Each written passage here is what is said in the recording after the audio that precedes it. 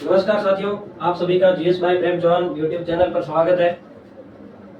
हाल ही में 1 जुलाई को कल से जो भारत में कानून लागू हुआ है उसके बारे में हम पढ़ेंगे। बदल गया भारत का कानून। भारत में जो कानून व्यवस्थाएं थी उसको सरकार के द्वारा उनमें कुछ चेंज करके फेरबदल करके उनको दोबारा से लागू किया गया है। और क्या किया गया है उसके बारे में ब्रीफ में हम जानेंगे। और कौन से कानून थे, कब से लागू हो रहे थे, अब उनका नया नाम क्या होगा, इसके बारे में आज हम पढ़ेंगे। अगर आप डिटेल से पढ़ना चाहते हो तो आपको लॉ से संबंधित जो भी क्लासेस है, अगर आप कोई वकील हो या लॉ के स्टूडेंट हो या पुलिस अधिकारी हो तो आपको वहां से पढ़ना पड़ेगा। हम इसको एक जरूरी जानकारी के रूप में जो सभी को पता होना चाहिए पढ़ेंगे। भारत में कानून पुराने समय में जो राजा थे, किंग थे, उनकी जो डायनेस्टी थी, उन्होंने अपने अपने स्टेट में, अपने अपने देश में अलग अलग कानून बना रखे थे। भारत आजाद हुआ उस टाइम फ्रेंचली स्टेट और ब्रिटिश इंडिया दोनों को मिलाकर काफी प्रांत थे। लगभग 565 देशी रियासतें थी। देश आजाद हुआ उस टाइम। उन सभी के अलग अलग कानून थे। और अंग्रेजों के द्वारा जो शासित जो ब्रिटिश प्रांत थे उनमें भी अंग्रेजों के द्वारा बनाए हुए अलग अलग कानून चल रहे थे। उसके जो अंग्रेजों ने कानून बनाए थे, देश आजाद हुआ उस टाइम जो भी एज इट इज कानून अंग्रेजों ने अपने ब्रिटिश प्रांतों में चला रखे थे, पूरे देश में भारत के जो संविधान सभा थी और उस समय के जो भी देश को लीड करने वाले, जो नेतृत्व करने वाले थे, उन्होंने एज इट इज उन्हीं कानूनों को लागू कर दिया। वर्तमान सरकार ने इस जो पुराने कानून है इसको गुलामी की दास्तां का प्रतीक मानते हुए कि अब हम आजाद हो गए, हमें 70-75 साल हो चुके हैं, हम पुराने कानून के बोझ पे लेकर क्यों चले। आपने पढ़ा होगा कि कुछ दिन पहले जो भारत का नाम इंडिया था, इंडिया नाम भी भारत सरकार ने चेंज कर दिया। वर्तमान में भारत का इंडिया नाम नहीं है। जो ऑफिशियली रूप से भारत का नाम अभी भारत ही यूज हो रहा है। उससे पहले इंडिया, भारत, हिंदुस्तान सभी यूज हो रहे थे, लेकिन अभी वर्तमान में इंडिया नाम अंग्रेजों का दिया हुआ मानते हुए यूज नहीं किया जा रहा है। इस तरह से ही इन कानूनों के नाम चेंज कर दिए गए हैं और इनमें कुछ चेंज किए गए हैं, कुछ धाराएं जोड़ी गई है, कुछ धाराएं हटा दी गई है। इसमें एक कानून,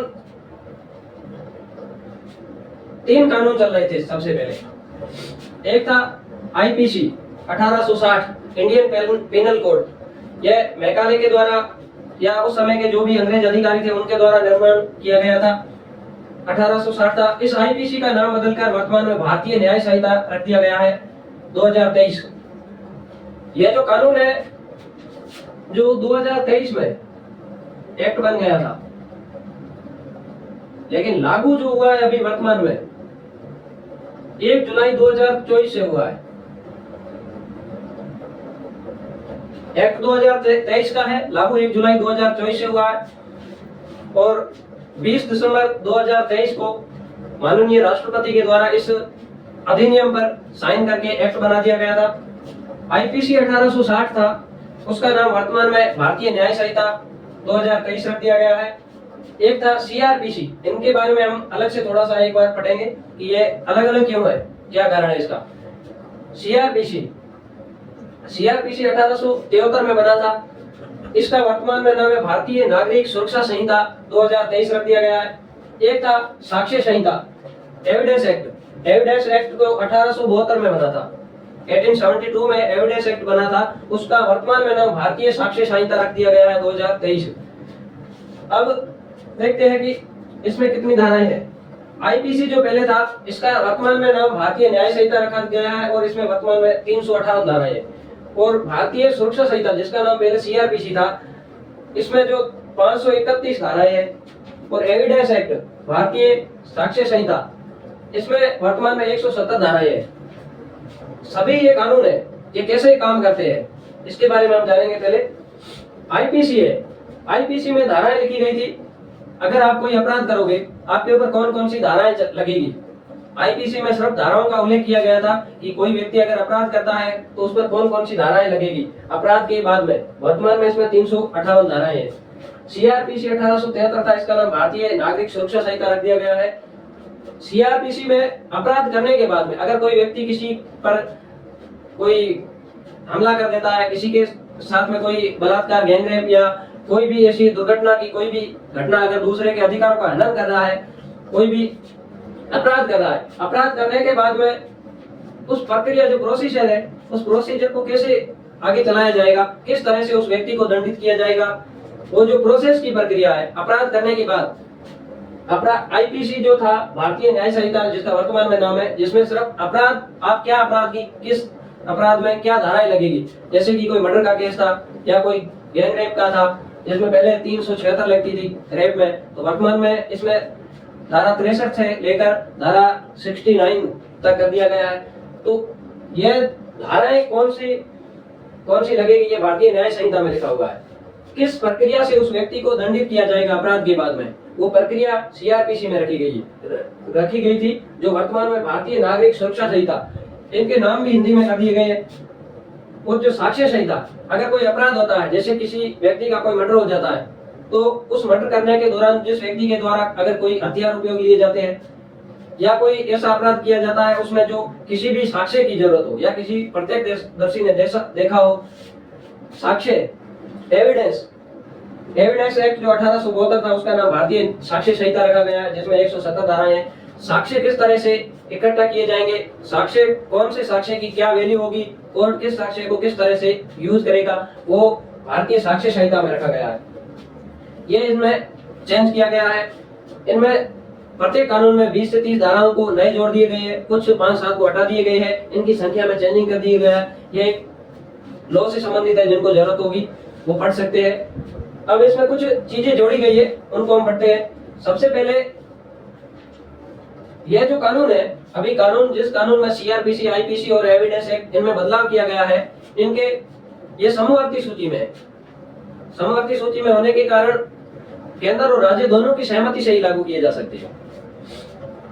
इसमें कुछ छोटे मोटे चेंज हुए, उनके बारे में थोड़ा सा पढ़ते हैं। सबसे पहले तो पीआर यानी कि पुलिस रिमांड, पहले कोर्ट के द्वारा, मजिस्ट्रेट के द्वारा पुलिस को सिर्फ अधिकतम 15 दिनों की ही पीआर दी जाती थी। पुलिस रिमांड किसी आरोपी को अगर पुलिस के द्वारा कोई इन्वेस्टिगेशन करना है तो 15 दिन तक की ही दी जाती थी, लेकिन वर्तमान में इसको 15 दिन से बढ़ाकर 60 दिन कर दिया गया है।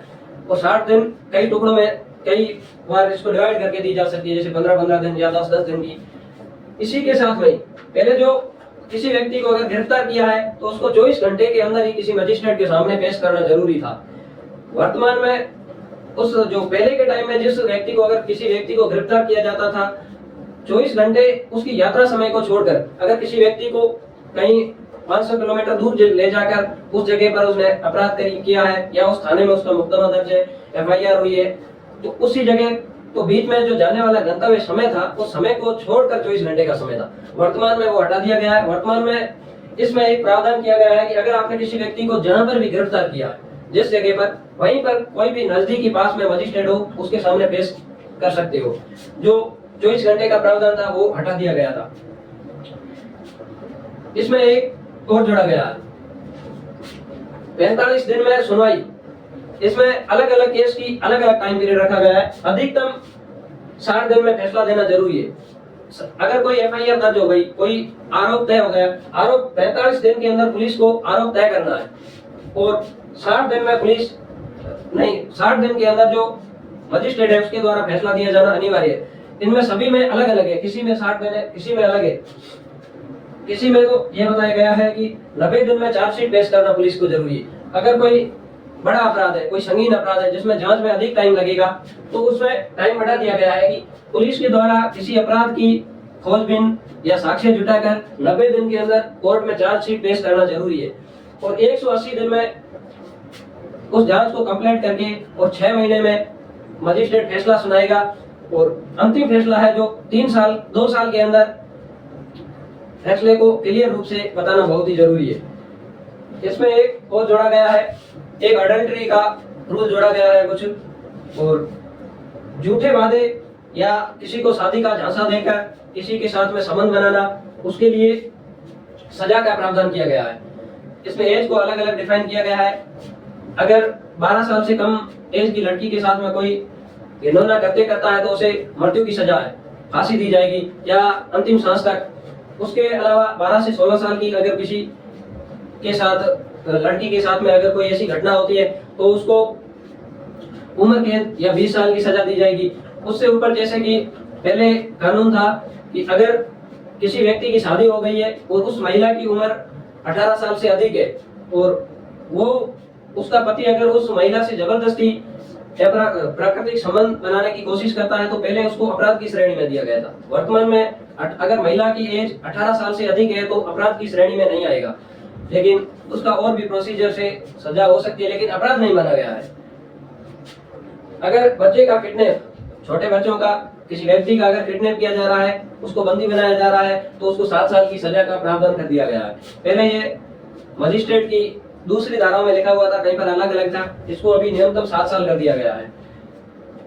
इसी के साथ ही एक राजद्रोह और देशद्रोह, पहले जो हमारे कानून में राजद्रोह शब्द यूज किया गया था, वर्तमान में उसको राजद्रोह को बदलकर देशद्रोह किया गया है।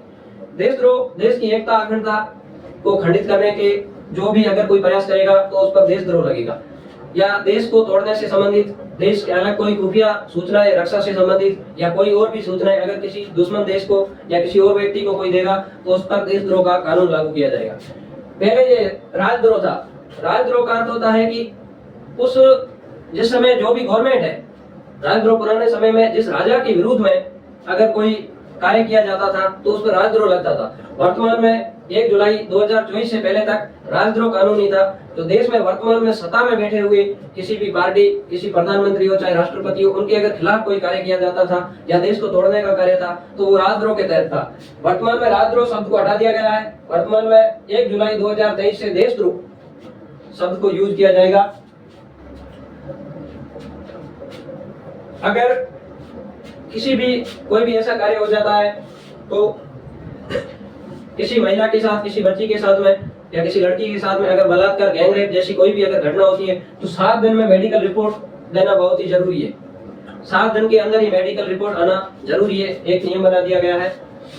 इसके साथ ही और भी कई धाराएं हैं उनको, जैसे कि पहले मर्डर की या उसकी हत्या के प्रयास की 302, 304, 306, 309 लगती थी, उन सभी को हटाकर अलग अलग धाराएं कर दी गई है। और जो भी और भी कई धाराओं में चेंज किया गया है, कुछ धाराओं को हटा दिया गया है, कुछ धाराएं नहीं जोड़ दी गई है। अब इस कानून को लागू करने के संबंधित वर्तमान में जिस सरकार जो भी देश को लीड कर रही है, जिनका शासन है, उनके जो अपोजिशन में उनके द्वारा विरोध किया जाएगा। कोई भी हो, प्रत्येक सरकार ये करेगी, उनके अपोजिशन वाले उनका विरोध करेंगे। उनके द्वारा कांग्रेस के पी चिदम्बरम के द्वारा कहा गया है कि पुराने कानून आप रहने देते, उनमें कुछ थोड़ा बहुत संशोधन कर देते, लेकिन वर्तमान की सरकार ने अपनी मंशा के तहत इन कानूनों में चेंज किया गया है। इनको लागू करने से संबंधित कुछ प्रॉब्लम आए। वर्तमान में ही कानून के लागू होने की घोषणा करने के साथ ही इनमें 2-3 बड़ी जो सरकार को प्रॉब्लम आएगी। एक तो कानून है जो समवर्ती सूची में है। समवर्ती सूची में होने के कारण राज्य और केंद्र दोनों की सहमति से ही लागू किया जा सकता है। और जो भी साउथ के स्टेट है, भाषा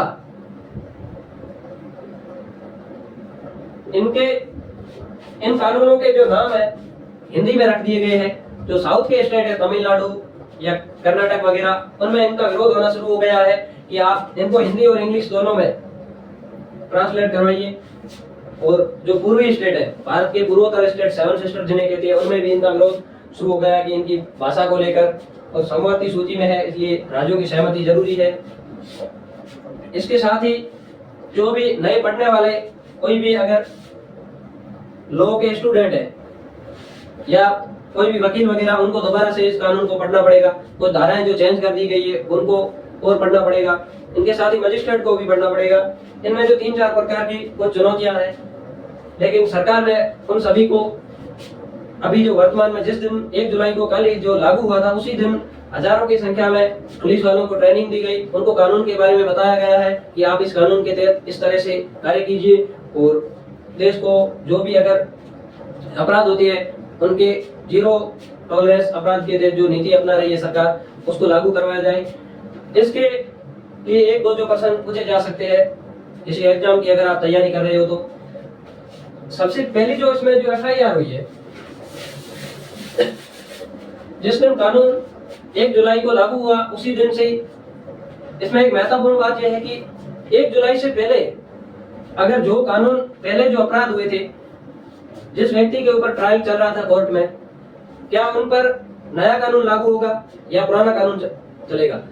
इस बात को हम क्लियर कर लेते हैं कि जिस 1 जुलाई 2024 से पहले जो भी अपराध हुआ था, जिस अपराध के लिए ट्रायल चल रहा था, कोई भी कार्य हुआ था, उन पर जो सजा का प्रावधान है वो जो पुराने कानून है सीआरपीसी, आईपीसी और एविडेंस एक्ट, उन्हीं के आधार पर ही सजा दी जाएगी, उन्हीं के आधार पर ही जो कोर्ट में जो प्रोसीजर चलाया जाएगा।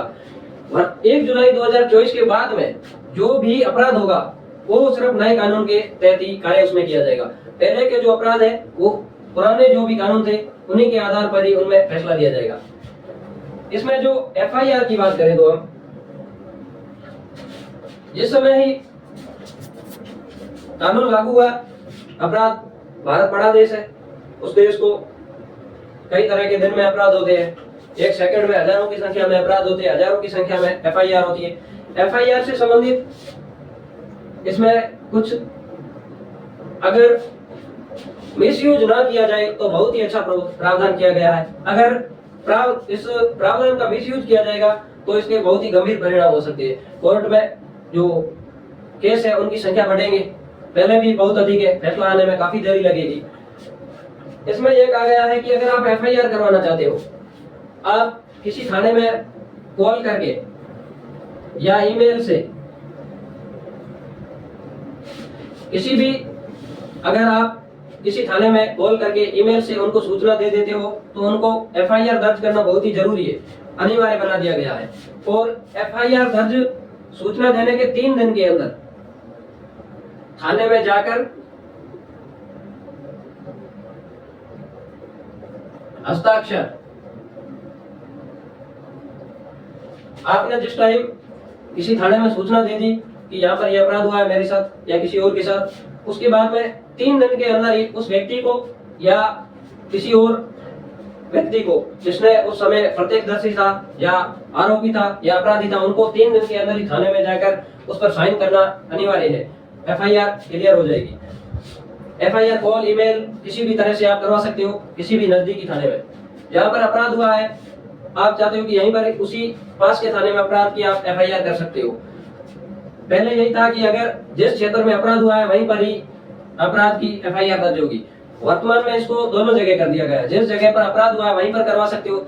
जैसे कोई व्यक्ति दिल्ली में बैठा है, दिल्ली में उसके साथ में अपराध हुआ है, तो पहले वो सिर्फ दिल्ली में ही अपराध करवा सकता था, बाद में कोर्ट के ट्रायल के दौरान केस ट्रांसफर हो सकता था। वर्तमान में अगर कोई व्यक्ति दिल्ली में रहता है और वो मुंबई का निवासी है, तो वो चाहे तो मुंबई में एफआईआर करवा सकता है और उसका ट्रायल मुंबई में भी चल सकता है। इसमें जो प्रथम एफआईआर है, फर्स्ट एफआईआर है जो पूरे भारत की